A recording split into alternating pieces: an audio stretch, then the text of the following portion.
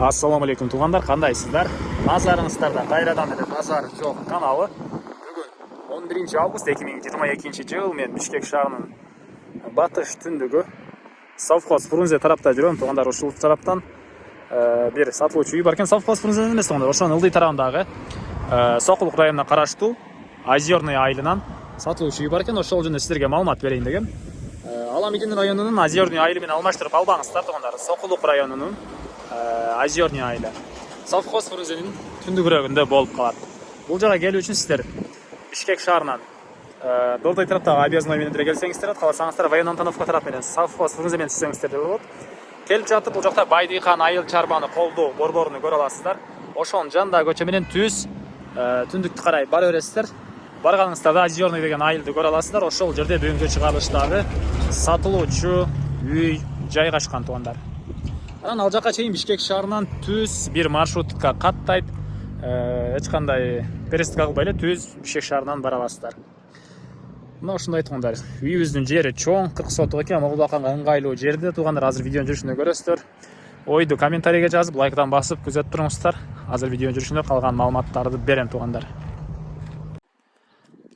Мынакей тугандар, келүү жолун түшүндүргөнчө бүгүнкү чыгарыштагы сатылуучу үйгө да жетип келип калдым. Бул мынакей көчө тараптан көрүнүшү үйүбүздүн. Көчө тараптан көрүп турганыңыздардай зымтор менен тосулган. Чыгыш чек арасы ал жактагы кошунага чейин болуп калат. Батыш чек арасы бул жактагы кошунанын пескоблоктон болгон заборуна чейин болот тугандар. Жердин аянты 40 сотук, документ боюнча фактически 45-50 сотукка чейин чыгат дейт. Үй ээси анда келгенде өзүңүздөр карап байкап көрөсүздөр. Бул үй ээси бул жерден 2 участок алган экен, 2 үй алган экен сатып. Анан азыр экөөсүнү бир кылып 40 сотукту бир кылып сатам дейт тугандар. Кааласаңыздар 2 агайны деле алып койсоңуздар болгудай көрүнөт. Чоң экен тугандар. Мынакей жол жээк тарабы деле мондайдан узун эле болуп калган тугандар. Анан кенен эле 2 адам алсаңыздар болгудай көрүнөт. Андан ары мынакей бул жакта негизи кирүүчү воротасы бул жака орнотулган. Северная көчөсү экен. Так, чыгыш чек арасы бул жерге чейин болуп калат. Анан бул жакта суу, светтер бар тугандар. Көчө тараптарга прожекторлор орнотулуптур. Кечинде жарык экен. Үй менен жер отдельный да сатыла берет экен. 2 косатты. Үй отдельный, жер да. Кыскасы тугандар, ал жактагы 20 сотук жер өзүнчө. Анан бул үйү менен болгон. Бул жактагы 20 сотук жер өзүнчө деле сатыла берет экен. Мынакей үй ээсинин баласы чыгып айтып аткан учуру. Кааласаңыздар өзүнчө деле сатып алсаңыздар болот. Негизинен бир адам сатып алсаңыздар тугандар, мал бакканга өтө эле ыңгайлуу жер экен. Тегеренте полялар, кошуналарда деле мал сарайлары бар экен тугандар. Негизи үй ээси бул жерде үй мал карайм деген максатта алган экен, бирок азыр кээ бир себептерден улам тугандар сатып аткан учуру кимди бирөөгө акча керек, кимди бирөөгө башка тугандар эми себебини үй ээсинен менен келгенде өзүңүздөр сурап билсеңиздер болот. Андан ары короосуна кирейин деп калган маалыматтарды берейин. Мектеп боюнча айтсак, Фрунзе совхозуна барышат тугандар мектепке. Ал жакка балдарды алып барган маршрутка, өзүнчө маршрутка бар экен. Бул жака Бишкек шаарынан 15 километр аралык деп айтты үй ээси. Шлагбаумдан түз бул жерге бир маршрутка келет тугандар. Бул үйүбүздүн короосу. Мынакей бул жака кенен 2-3 машина баткандай жер бар экен. Кааласаңыздар ал жака дальше дагы машина койгонго жер кылып алсаңыздар, машина көп болсо. Бул жакта үйүбүз, стенасы бышпаган кирпич, ылайдан болгон. Ал тараптарында груша бактар жана башка көптөгөн бактар. Анан бош жерлеринде негизинен беде болгон экен. Быйылкы жылга үй ээси арпа эккен учур экен, жем кылам деп. Мынакей бул жакта летний кухня, ал жакта складтар жана бул жакта үйүбүз. Азыркы учурда үй ээлери жашаган үй. Ал тараптары мынакей вишня бактары тугандар. Документтер боюнча кызыл китеп бар тугандар. Кызыл китептер бар.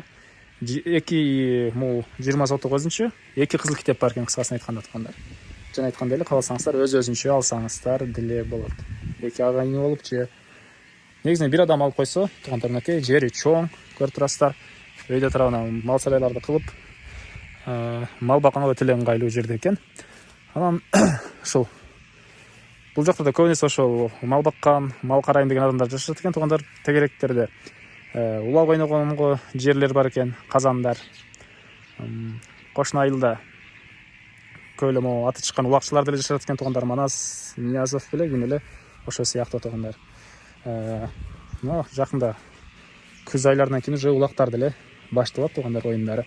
Андан ары сиздерге үйдүн ички тараптарын көргөзөйүн, андан соң короосуна чыгып дагы калган маалыматтарды берем туугандар. Бул үйүбүздүн негизи кирүүчү эшиги туугандар.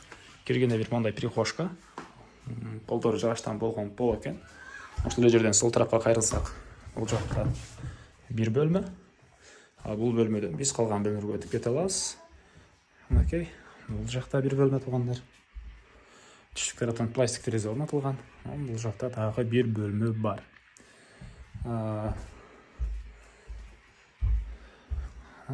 Бул жакта эң акыркы бөлмөсү да бар экен. Түндүк тараптан пластик терезе орнотулуптур. Эми короосуна чыгайын да калган маалыматтарды берейин туугандар. Мен Карелейдин короосундамын туугандар. Бул жакта летний кухня, бул жакта складдар. Төрөндө бир склад бар экен туугандар. Анан үйүбүздүн арттарында навес. Бул жакта навес бар. Анан жерлерди көргөзөйүн туугандар аралата. Окей, жерибиз өтө эле чоң. Кошуналардын мал сарайларына чейин барат. Окей, бул жакта кошуна үйлөр.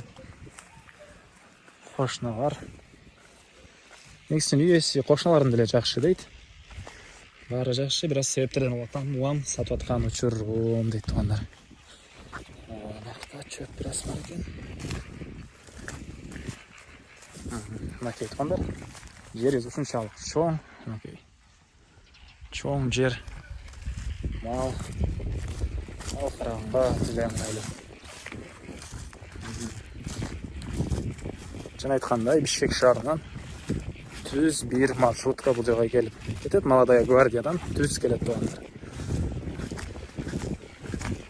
Дагы эмне маалыматын берсек туугандар, бул Озерный айылы жөнүндө билгендер болсо, ишне маалыматтарыңыздардан комментарийге жаза кетиңиздер. Бул айыл туугандар, бул Бишкектен түз түшкөн, Молодая гвардиядан түз түшкөн Мурас ордонун жанындагы Озерный эмес. Бул совхоз Фрунзенин тушунан түшкөн Озерный айылы. Сокулук районуна караштуу. Ал Озерный айылы, наркы Бишкек тараптагы Озерный айылы, ал Аламедин районуна караштуу болуп калса керек. Мурас ордонун жанындагы. Ал жак башка, бул жак башка, адаштырып албаңыздар. Бул деле негизи шаарга жакын, түз маршрутка барат Бишкек шаарына. Машина базарга деле түз чыгып кетсеңиздер болот бул жактан. Сокулуктун базарларына деле объездной менен батыраак барасыздар. Мына ушундай туугандар. Негизинен жер мага жакты. Биз деле ушул айылдан. Мына ушундай туугандар. Мен өзүмө деле жагып турат. Мал караганга деле, шаар караганга деле жакшы жер экен, ыңгайлуу. Эми көп сүйлөбөй, баасын айтпайт бекен деп турсаңыздар керек. Бул үйүбүздүн баасыны $58,000 деп атышат. Сүйлөшүү болот туугандар. Звонок кылып сүйлөшүп көрүңүздөр. Сүйлөшүү болот. Кааласаңыздар, могу ортосунан бөлүп агайын болуп аласыздарбы? Кааласаңыздар баарын аласыздарбы? Жана үй ээсинин баласы айткандай, кааласаңыздар могу жердин өзүн деле сатып берет экен туугандар. Ал өзүнүн канчаны сатат, может жарым баасына сатабы?